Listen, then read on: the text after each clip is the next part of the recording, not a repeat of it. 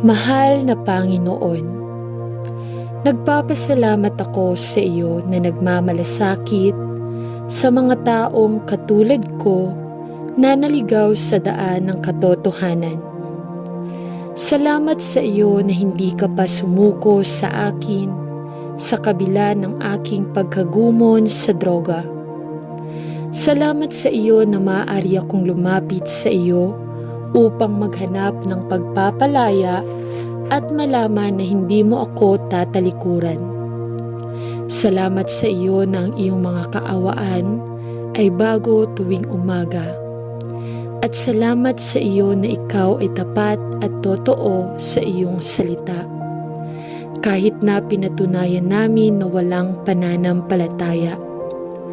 Panginoon, alam ko ng iyong salita ay nangangako ng isang paraan ng paglaya sa lahat ng naghahanap sa iyo at naniniwala ako na kay Jesus ay natagpuan ang pagpapagaling at kapritso, kaligtasan at seguridad, paglaya at kagalakan.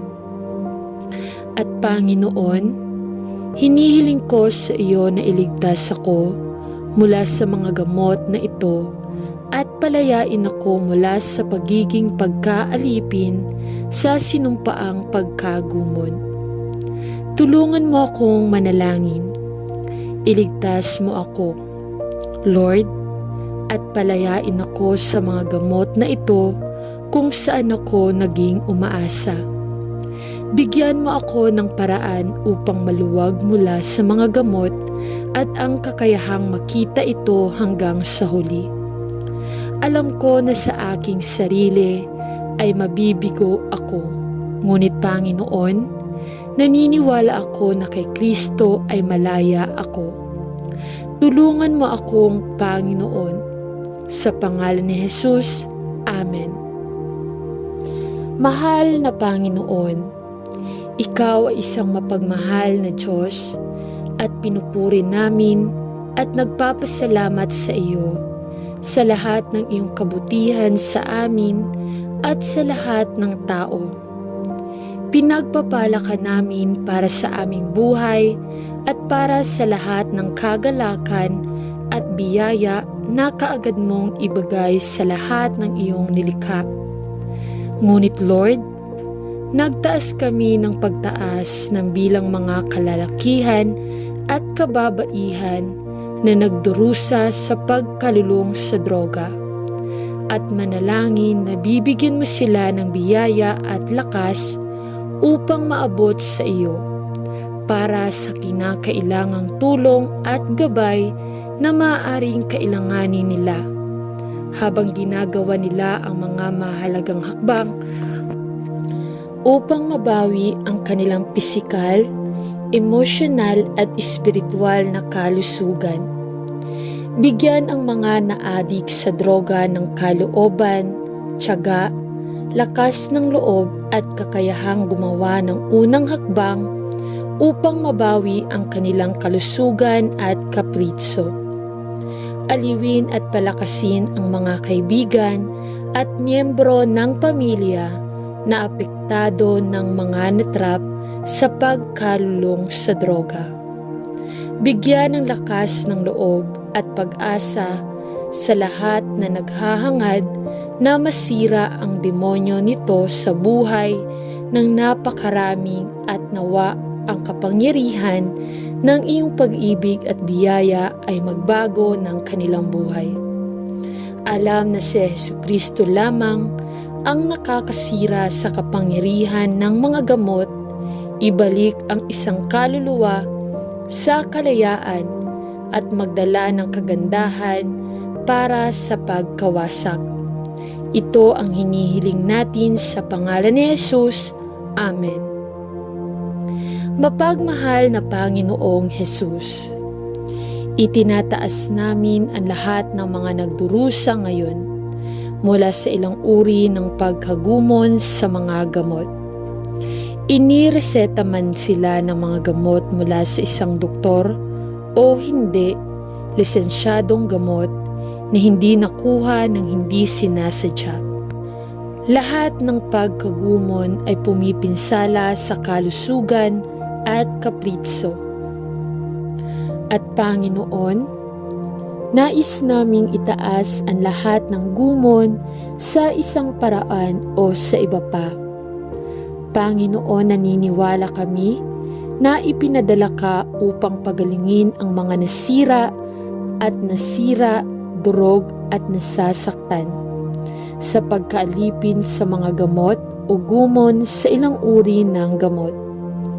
At hinihiling namin ang iyong biyaya at awa sa mga ganyang tao at manalangin na makatagpo ng bawat lalaki o babae sa kanilang partikular na punto ng pangangailangan at maghatid ng bawat isa. Itataas ang mga tatayo sa puwang sa panalangin at magdala ng mga kaibigan at kamag-anak na susuportahan sa mga kailangang palayain mula sa kanilang pag-asa sa droga o pagkagumon. Sa inyong mga kamay ay nakatuon kami sa bawat isa at nagpapasalamat at pinupuri ka sa lahat ng iyong gagawin sa mga buhay na ito. Sa pangalan ni Jesus ay nagdarasal tayo.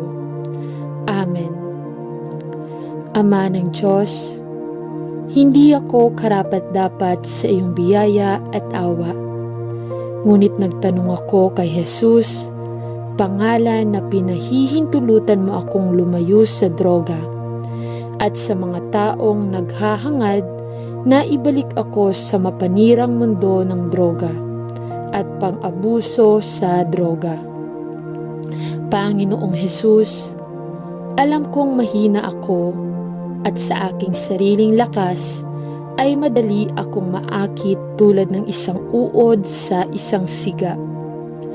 Kung wala akong iyo upang suportahan ako, Panginoon, ipinangako mo sa iyong salita na ang iyong lakas ay naging perpekto sa aking kahinaan. Panginoon, tulungan mo akong panatilihin ang aking mga mata kay Jesus. Tulungan mo akong kunin ang bawat pag-iisip na bihag at ibigay ang bawat isa sa iyo. At tulungan mo akong manalangin na sumandal sa iyo mula sa araw na ito pasulong. Alam na magagawa ko ang lahat ng mga bagay sa pamamagitan ni Kristo na nagpapalakas sa akin. Sa pangalan ni Jesus, Amen.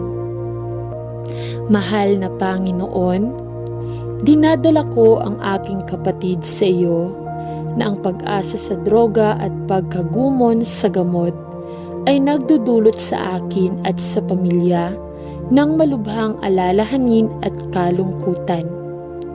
Panginoon, hindi namin alam kung ano ang gagawin at tila nauubusan kami ng mga ideya at mungkahi at walang sino man kundi ikaw na maaari naming lumingon.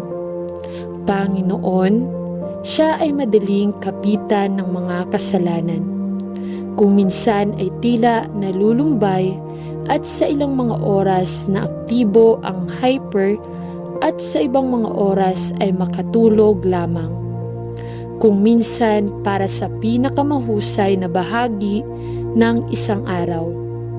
Tulungan kaming manalangin upang matulungan siya. Bitawan mo siya, Lord, mula sa hindi malusog na pag-asa sa droga.